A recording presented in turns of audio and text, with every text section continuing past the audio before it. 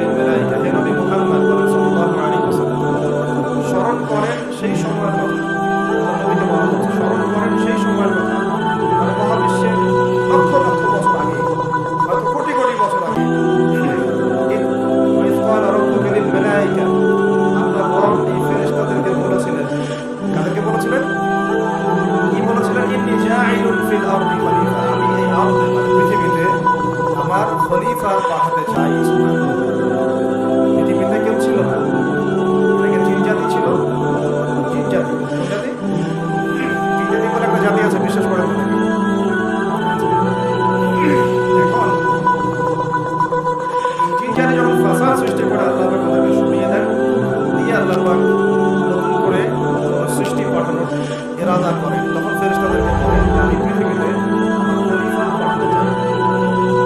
কি পাঠাতে চাই? শব্দটা আবার বলেন, খলিফা। এবার আসুন, ফেরেশতারা বলেন আতাজআলু ফিহা, আপনি কি এমন কাউকে সেখানে পাঠাতে চাচ্ছেন মাইয়ুফসিদু ফিহা, যে পৃথিবীতে গিয়ে ফাসাদ সৃষ্টি করবে, দাঙ্গা হাঙ্গামা ফাসাদ সৃষ্টি করবে, ইয়াসফিকু দিমা, এবং একে অপরের রক্ত ঝরাবে, রক্তপাত ঘটাবে। ওয়া নাহনু নুসাব্বিহু বিহামদিকা ওয়া নুকদ্দিসু লাক, আমরাই তো আপনার প্রশংসা করি, তাসবিহ পাঠ করি, কি প্রয়োজন? আপনি কি এমন কাউকে পাঠাতে চাচ্ছেন যে পৃথিবীতে গিয়ে দুইটা কাজ করবে? ফেরেশতারা বলেছেন কয়টা কাজ করবে? এক, বলেন ফিতনা ফাসাদ সৃষ্টি করবে, দুই, একে অপরের রক্তপাত ঘটাবে। পুরো বিশ্বের দিকে তাকায় দেখবেন, এই মানব জাতি এই দুইটা কাজ করতেছে, হয় ফিতনা ফাসাদ সৃষ্টি করতেছে অথবা রক্তপাত করতেছে। ভাই ভাই রক্ত ছড়াচ্ছে, প্রতিবেশী প্রতিবেশী, কোনো সময় সামাজিক একদল আরেক দলের, কোনো সময় এক রাজনৈতিক দল আরেক রাজনৈতিক দলের, কোনো সময় এক বিশ্বের একটা দেশ আরেক দেশের। কোনো বিশ্বের ছোট থেকে বড় যে স্তরে আপনি উঠবেন দেখবেন রক্তপাত বলে গিয়েছিলেন শেষ জামানায় এই রক্তপাতটা প্রচুর বাড়বে, এত বাড়বে যে হত্যাকারী জানবে না কেন তাকে মারলাম, নিহত ব্যক্তিও বুঝবে না কেন আমি মরলাম। চিন্তা করতে পারেন, আপনারা রাস্তায় গন্ডগোল করতে যান অনেক সময়, যে বের হয় সেও জানে না কেন, কিসের উদ্দেশ্যে লড়ছি, যে মারে সেও জানে না হত্যাকারী ব্যক্তি জানবে না কেন আমি হত্যা করছি, জানবে না কেন আমি হত্যা করছি।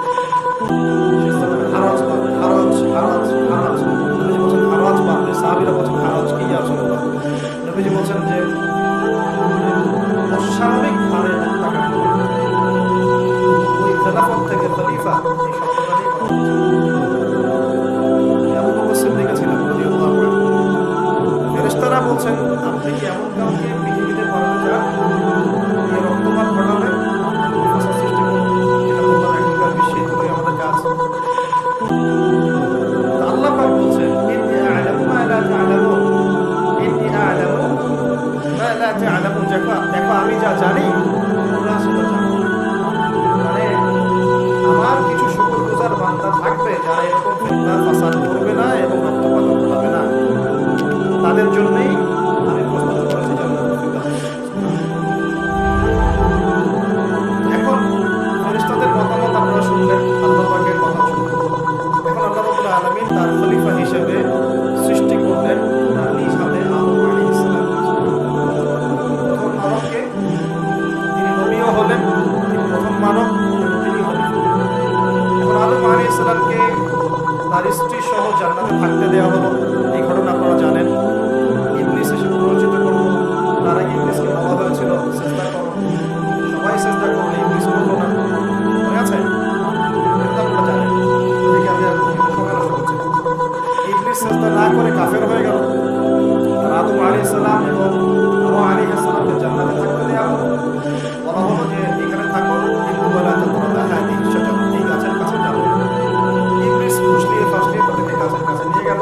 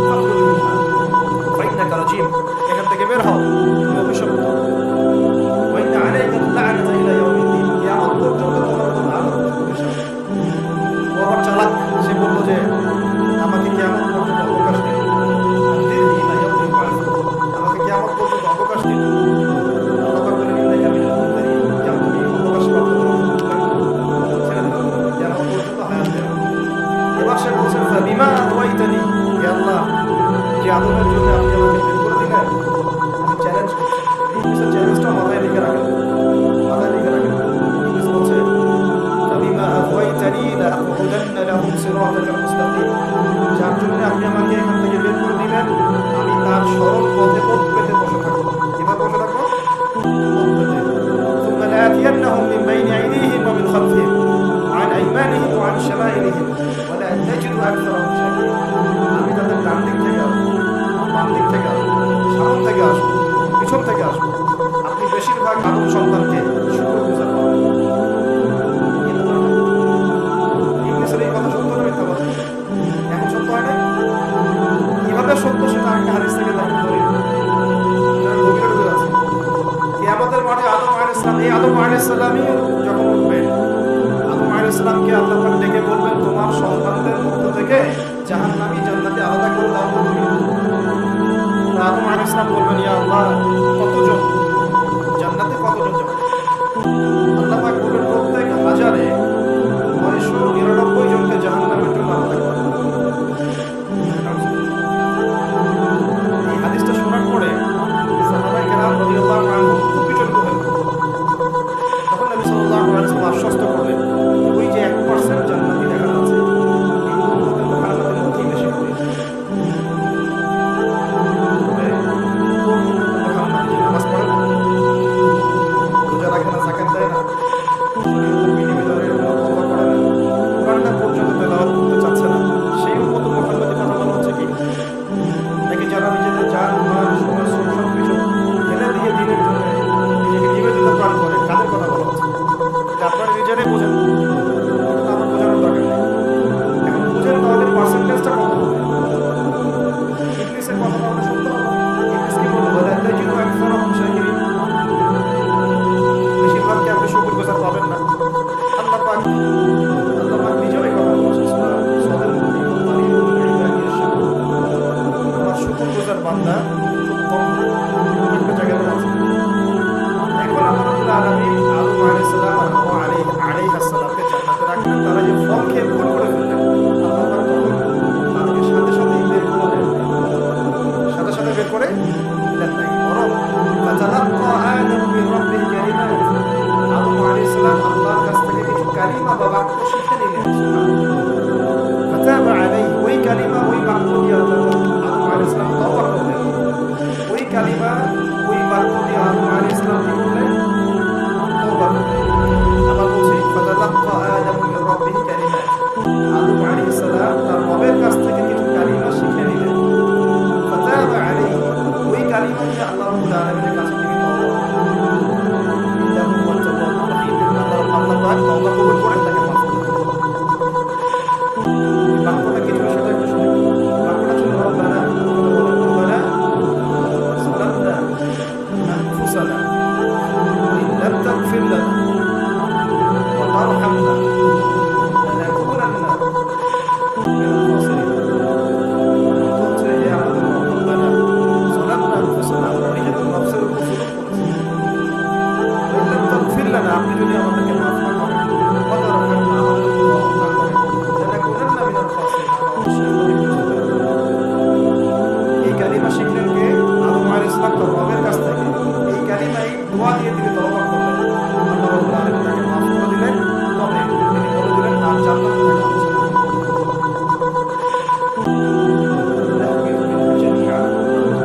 সবাই পৃথিবীতে নেমে যাও, ইয়াতিয়ান্নাকুম মিন্নি হুদান, নেমে যাও পৃথিবীতে, কিন্তু জেনে রাখো পৃথিবীতে আমার পক্ষ থেকে তোমাদের কাছে হিদায়াত যাবে। কি যাবে? হিদায়াত মানে আসমানি কিতাব, নবী রাসূল। আসমানি কিতাব, নবী রাসূল, এগুলো আসবে তোমাদের কাছে।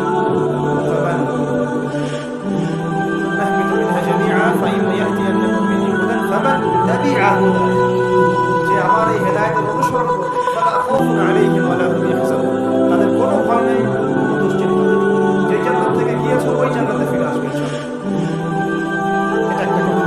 আর ওয়াল্লাযীনা কাফারু ওয়া কাযযাবু বিআয়াতিনা, কিন্তু যারাই আমার ওই হেদায়েতকে মিথ্যা প্রতিপন্ন করবে, অস্বীকার করবে, কুফরি করবে, ঠিক আছে, উলাইকা আসহাবুন নার, এরা হবে জাহান্নামের অধিবাসী, ফিহা খালিদুন, এখানে তারা চিরস্থায়ী।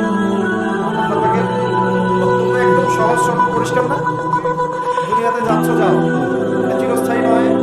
এই সময়টুকুর মধ্যেই আমার পক্ষ থেকে কি আসবে বলেন? হেদায়েত আসবে, মানে যুগে যুগে নবী রাসূল আসবেন, আসমানি কিতাব আসবে।